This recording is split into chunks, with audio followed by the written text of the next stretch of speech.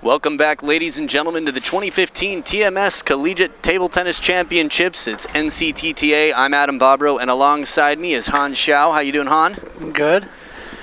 We got an exciting match coming up here. It's the women's doubles finals, where Ariel Hsing, several-time, I believe, three-time U.S. national champion, with Erica Wu from the U.S. Olympic team in 2012, representing Princeton University, will be taking on Anastasiia Rybka from Ukraine, representing Texas Wesleyan, and Kajihara, also from Texas Wesleyan. Should be an interesting match. Ariel Hsing, not quite maybe as in practice as she's been for other tournaments, but still one of the top players in the country and one of the top players in the world, I believe, inside the top 100 in world ranking, right around there. I believe she was right around there for a while. Yeah, I'm not sure what her current ranking is. Haven't taken Probably a look dropped at out it. of the rating system. She hasn't played a lot of international competition.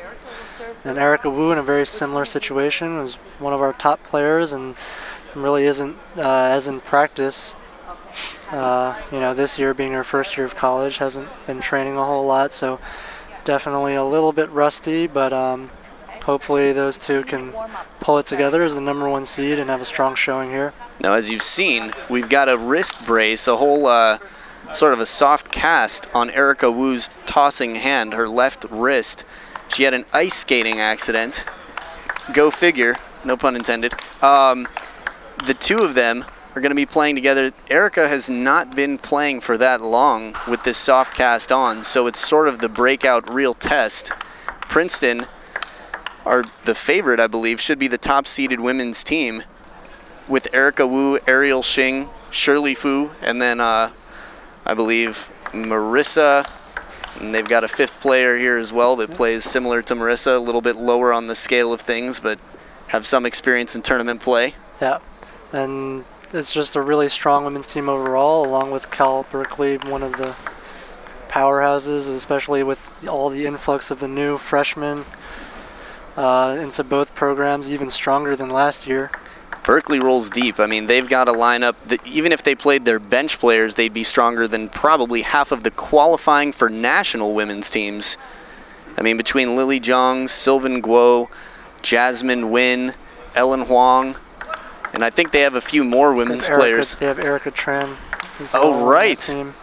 So, I mean, they're really rolling deep. Yeah, that's what, 5 players over 2,100, several of which are well over 2,100. So the depth of the squad against, whereas the Princeton squad is sort of 3 star players at the top holding it down. So it's definitely going to be an interesting matchup if they meet.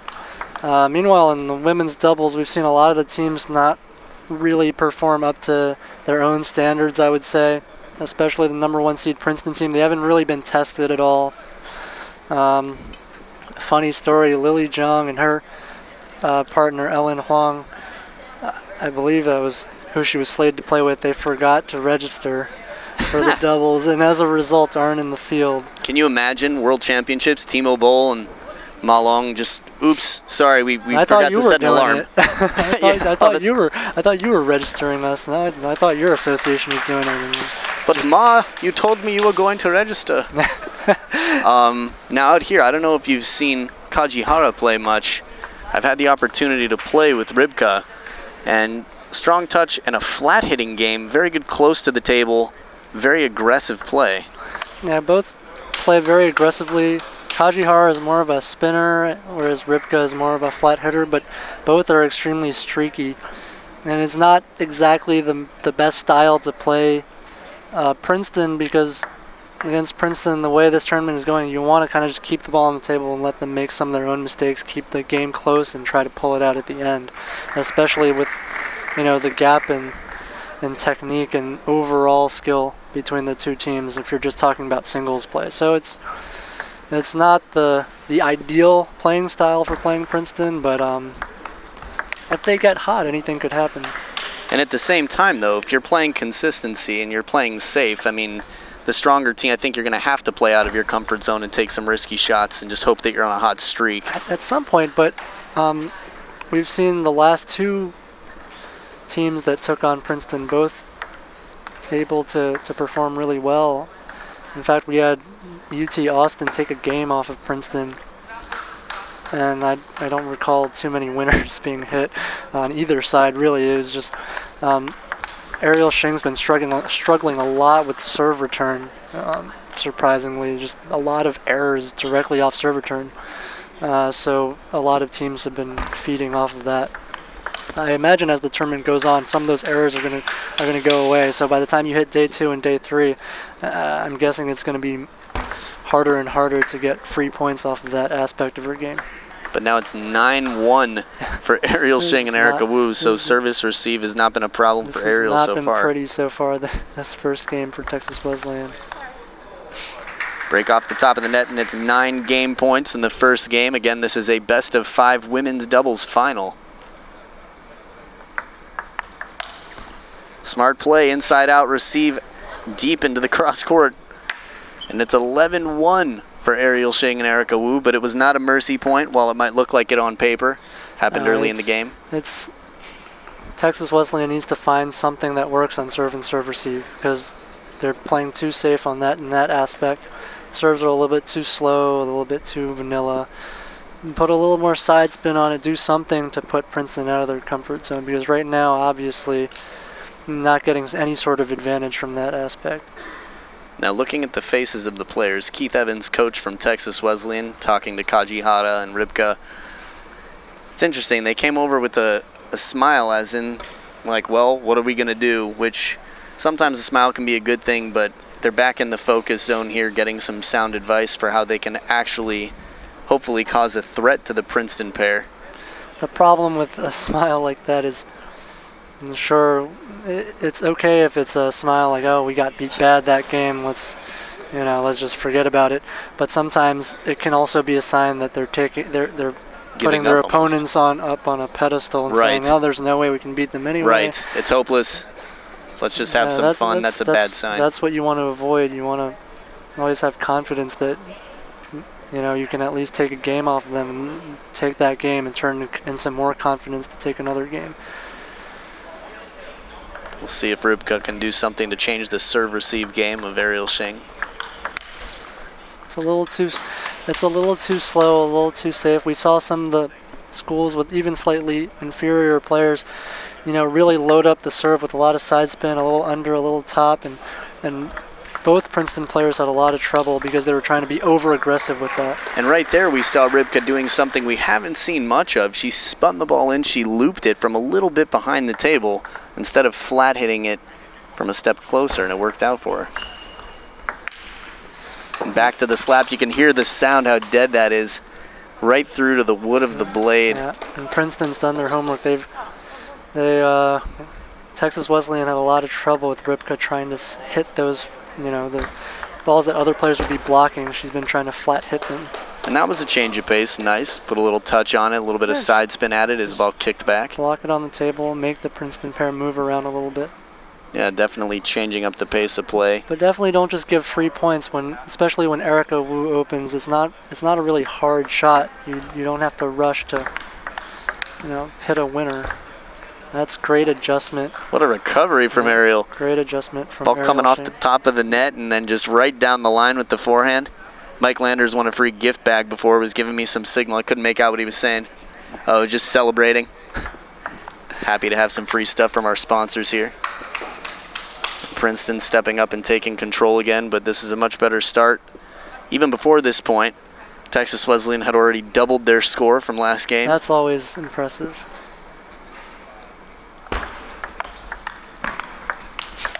You got to take what positives you can, right? Especially if you lose the first game 11-1. Anything you can get, you got to try to build off of that. In this case, Princeton looking much sharper in this final match than they have the previous 2 rounds. But we got to give some credit. Anastasiia Rybka, now with the serve. The receive before that was a receive that was very creative. We hadn't seen from her to take the point. Or not rather take the point, but at least set up a difficult shot for the opponent. There's another example of Ariel Hsing going for a little bit too much on the serve return and just missing outright. She really likes to try to flip whenever possible. Now, something you mentioned earlier, when people are training and are at the peak of their game or really in their top form, their brain knows what their body can do. And then after a little time out with less practice, your brain still believes that your body can do it, but it's not conditioned and maybe not in the shape to do what you're used to. Could have been a case of that as well for Ariel. Well, especially with Ariel Hsing, because one of her biggest strengths was when she was training so much that she could flip balls that nobody believed that you could flip. Right. The surprise factor was more impressive than the actual pace or spin on the ball. And so the reason she could do that was just hours and hours of training that particular shot. Whereas now, when you don't train as much, you're back down to human standards. Right. Right. Like, you can no longer flip the heavy underspin ball and just flip kill it cross court. Right. You can't do that anymore because you don't train that particular shot as much. So it's I think as Ariel Hsing trains less, she's going to have to figure out which balls she can flip and which balls she's better off just pushing. And Rybka showing a bit of backhand side spin comfort on that. But wow, that game turned quickly. You and I had a conversation for just a minute or so, and it became 11-3 after 2-4. Wow. Yeah, and with what would have been the second seeds in the event not registering, it really weakens the field a whole lot in the doubles event, because when you have, United States Olympians in the field, when you're missing one of those, it really makes a big difference. That's right. And if you want to see the training that Ariel Hsing goes through or went through in her upbringing, the dedication, devotion, and support from her parents, family, Topspin, an outstanding documentary about the life, the hopes, the dreams, the work ethic, and sacrifices made by Ariel Hsing, Lily Zhang, and Mike Landers in their quest to compete in the Olympics. So we've got the movie star out here, and Ariel actually had a dream of playing in the Chinese Super League, and one of the, I believe, team managers heard this dream and knew that he could make it a reality. So she had the experience of playing the highest level of play on earth, which is just mind-blowing. It's got to be a little bit humbling, but a great experience. Right. Just to go over there, even if you don't play too many matches, just to be able to train with those athletes and see what they do. And at the same time, Ariel Hsing in the Olympics in 2012 earned the respect, turned a lot of heads with her match against Li Xiaoxia. I believe it was her third-round match. And she had a great Olympic run in 2012. Took more games off the gold medalist Li Xiaoxia than anybody in the tournament. Even Ding Ning, teammate, I believe is world number 1 at the time, only took 1 game off of Li Xiaoxia, losing 1-4. Ariel took 2. And lost, I believe, 11-9 and 11-8 in games 5 and 6. So it was tight. They were tight games. But again, Ariel Hsing and close friend Erica Wu out there, completely in control, up 4-0. And Rybka's trying different things. She's definitely trying to change the placement, the speed, pace on the ball. In this case, I think it's a case of a slightly stronger team than some of the ones we've seen playing Princeton before, trying a little bit too much, trying for a little bit more on every single return than some of those other teams, and it's causing a lot of errors. And that shot right there, Ariel Hsing already airborne when she contacted that and still able to play it down the short side of the table. Peripheral vision, anticipation, both of these things coming into play so much at this level. Well, now a 6-point lead. Could be a quick and painless victory. Will they keep them under 11 for the match? Right. That's the question now. Well, there's a backhand flat hit off a pretty fast loop as well. So Rybka showing that she has the potential to be threatening right near the table. We'll see if it causes. It's funny, sometimes a single shot earns you a point, but it actually earns you more than 1 point because of how effective it is in getting into the head of the opponent. We'll see if that's the case out here or not. And a little bit of confusion on who's got the serve. It's Kajihara.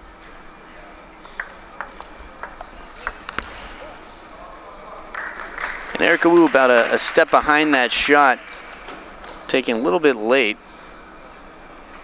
So we saw some smiles still.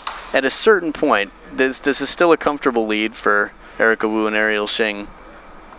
certain point you see the smiles start to change. But the train has been stopped as Ariel Hsing plays the short side of the table to put a point on the board. From 1-7, 3 points for Texas Wesleyan pair, and the first one in a while for Princeton. A little bit flat-footed from Kajihara. And it's 2 points away from a championship for the women's doubles for Ariel Hsing and Erica Wu.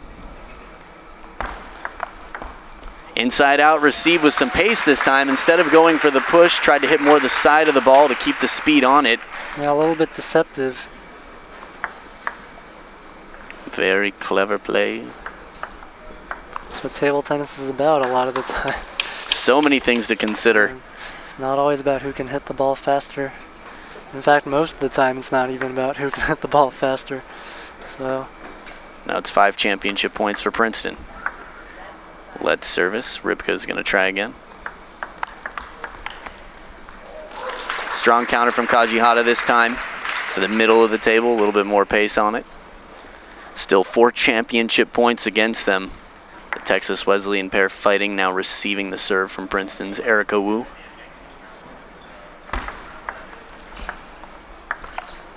Break off the top of the net and slow to move to it. Rybka not able to put it away, and it's Ariel Hsing and Erica Wu who will be the women's doubles champions of the nation for collegiate table tennis in 2015.